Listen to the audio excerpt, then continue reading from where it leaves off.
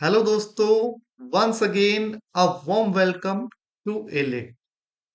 दोस्तों, आज हम विलियम ब्लेक की लिखी पोयम द चिमनी स्वीपर को डिस्कस करने जा रहे हैं। ये पोयम दो भागों में पब्लिश की गई थी। पहला भाग 1789 में सॉन्ग्स ऑफ इनोसेंस के अंदर और दूसरा भाग 1794 में सॉन्ग्स ऑफ एक्सपीरियंस में पब्लिश हुआ था। आज हम दूसरे भाग को डिस्कस करेंगे दोस्तों। First part has already been discussed, जिसका लिंक आपको डिस्क्रिप्शन बॉक्स में मिल जाएगा। पोयम उन बच्चों के बारे में है जो 18th सेंचुरी इंग्लैंड में चिमनी साफ करने का काम किया करते थे। वो अर्ली मॉर्निंग उठ जाते थे और वीप वीप कहते हुए गलियों से गुजरते थे। ये वीप वीप वास्तव में स्वीप स्वीप होता था, जिसका अर्थ होता था चिमनी साफ करवा लो, चिमनी साफ करवा लो। चिमनी साफ करने से इन बच्चों के कपड़े और बॉडी ब्लैक हो जाती थी और कई बार तो उन्हें उसी कालिख या गंदगी में भी सोना पड़ता था। लेकिन उनकी गरीबी ने उन्हें इस काम को करने के लिए मजबूर किया था। चलिए अब इस पोएम को लाइन टू लाइन समझते हैं दोस्तों। A little black thing among the snow crying weep weep in notes of woe.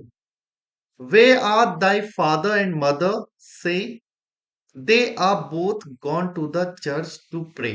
चारों तरफ बर्फ ही बर्फ है और उस बर्फ के बीच में एक छोटी काली चीज दिखाई देती है। ये छोटी काली चीज वास्तव में चिमनी साफ करने वाला एक छोटा बच्चा है दोस्तों, जो दुख भरी आवाज में चीख रहा है, चिमनी साफ करवा लो, चिमनी साफ करवा लो। और तभी पोइट या फिर कोई और उस बच्चे से पूछता है, तुम इतनी ठंड में चिमनी साफ करने के लिए इधर उधर क्यों घूम रहे हो? तुम्हारे मम्मी पापा कहाँ हैं? बताते क्यों नहीं? बताओ, कहाँ है तुम्हारे मम्मी पापा? वो चिमनी साफ करने वाला लड़का जवाब देता है, मेरे मम्मी पापा प्रार्थना करने के लिए चर्च गए हुए हैं। नेक्स्ट स्टैंजा में वो चिमनी स्वीपर लिटिल बॉय बोलता है, because I was happy upon the heath and smiled among the winter's snow, they clothed me in the clothes of death and taught me to sing the notes of woe. Chimney sweeper boy आगे बोलता है दोस्तों, क्योंकि मैं खुश था और Heath यानी कि बंजर जमीन पर प्रसन्नता पूर्वक घूम रहा था और ठंड के मौसम की बर्फ के बीच मुस्कुरा रहा था।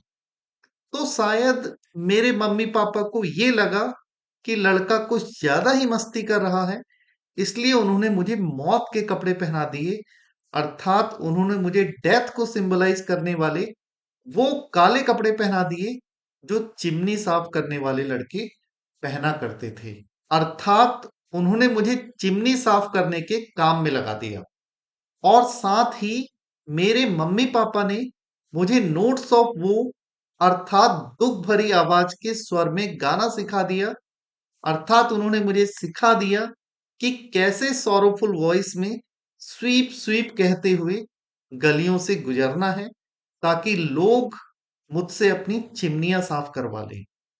It brings me to the last stanza of the poem, and because I am happy and dance and sing, they think they have done me no injury and are gone to praise God and his priest and king who make up a heaven of our misery.